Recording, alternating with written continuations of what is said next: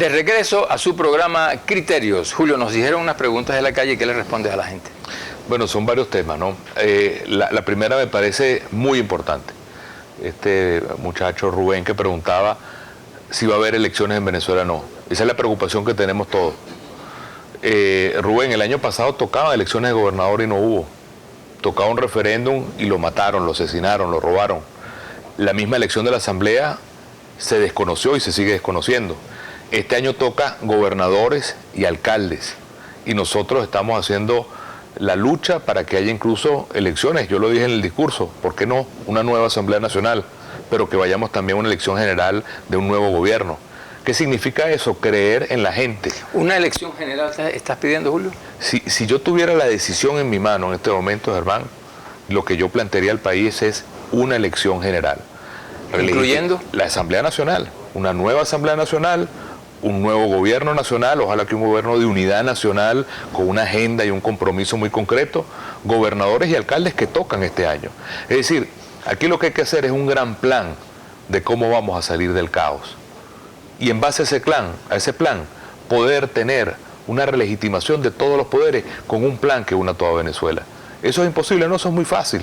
Lo que tiene que haber es voluntad. Decisión política. De poner los intereses del país. Un país que no es poca cosa, Germán, tú lo sabes mejor que yo. El país está sufriendo los embates del hambre, de la inseguridad, del desempleo. Hay que pensar en ellos y hacer todo en función de ellos. Y para eso hay que ponerlos a ellos como protagonistas a través del voto. Esa es la primera pregunta. La primera pregunta. La segunda pregunta tiene que ver con lo que preguntaba la señora sobre qué hacer para cambiar la situación.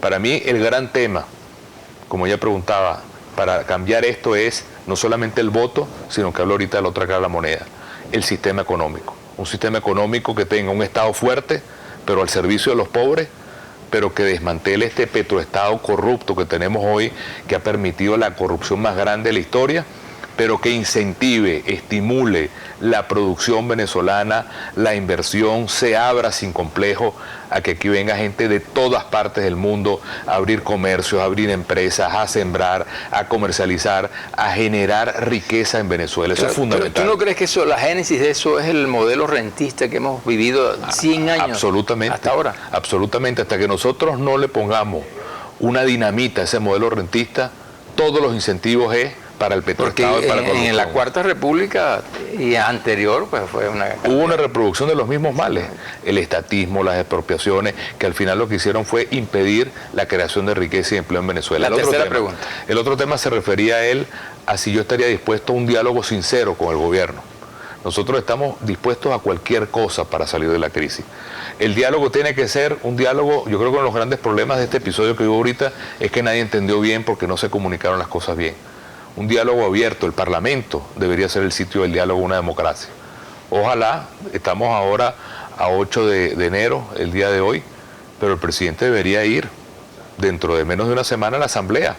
Ese es un espacio en el cual a él le toca rendir cuentas y a la Asamblea con todas las cámaras, y ahí sí, ojalá en cadena, escuchar lo que dice el presidente, y ese es un momento en el cual lo que se debería abrir es a todos los cambios profundos que hay que hacer. En una democracia, el lugar del diálogo es la Asamblea Nacional. Y la última pregunta, el señor que me puso todas esas opciones, que si quería la guerra, la paz, la conspiración, la democracia, realmente lo que queremos es lo mejor para el país, de verdad. Yo tengo hijos, tú tienes hijos, hermano, los que nos escuchan tienen familia.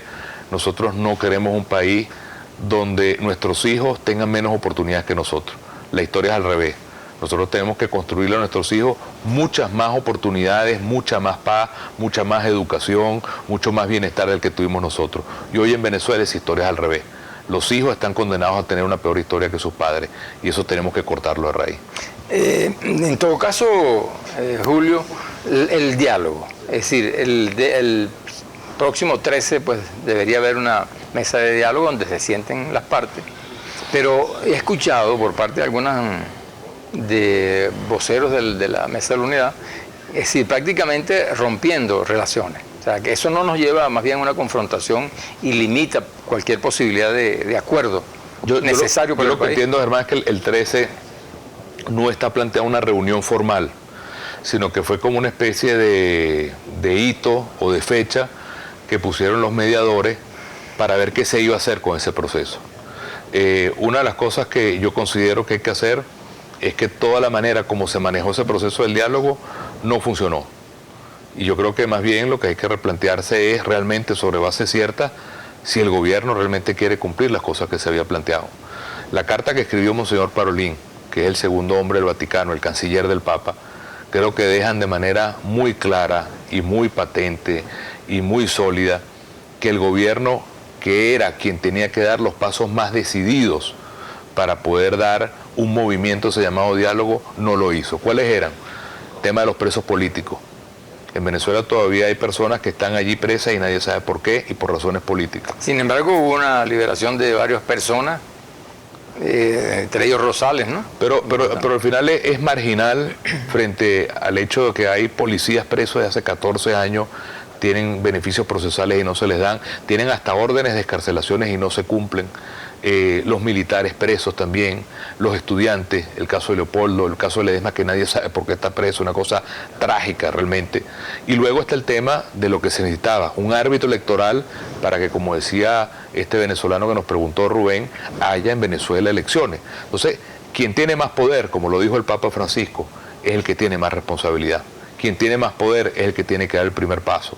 Nosotros esperamos que en este momento los cambios que se hicieron en el gobierno, ojalá apuntaran a mayor apertura, cambio, reforma económica, sensatez, pero lamentablemente, en mi opinión, lo que apuntan es a más radicalidad, a más fotocopia cubana, a más modelo económico fracasado, y eso al final lo va a pagar lamentablemente el pueblo venezolano. Sí, pero ¿en qué elementos te basas tú para decir eso? O sea, tener esa opinión con relación al nuevo gabinete que nombró el presidente. Bueno, a eso precisamente, hermano, que no es un nuevo gabinete. Al final es el juego de la sillita.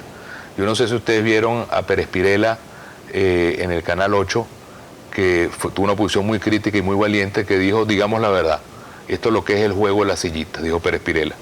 Uno se sienta, el otro se para, el que es ministro va al otro ministerio, el que es vicepresidente va a ministro, pero al final es las mismas personas que han llevado a que Venezuela tenga en estos años el nivel de asesinatos más grande del mundo, la inflación más alta del mundo, el nivel de escasez más grande del mundo, el nivel de corrupción más grande del mundo.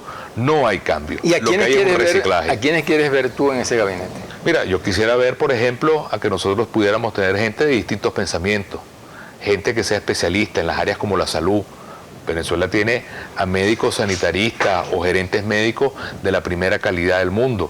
Nombran a quien fuera director del clínico y el clínico no es ni siquiera agua. Está desastroso el clínico y el premio es nombrarla ministro. Y eso lo vemos en todos los rubros. Que haya la gente que ponga a producir la tierra. El Estado tiene 4 millones de hectáreas en sus manos. Para ponerte un ejemplo, Germán, 4 millones de hectáreas es el tamaño de todo el Estado en Anzoátegui. Eso lo tiene el gobierno ahorita en sus manos para sembrar. No se siembra nada. ¿Por qué no entregar eso a factores productivos?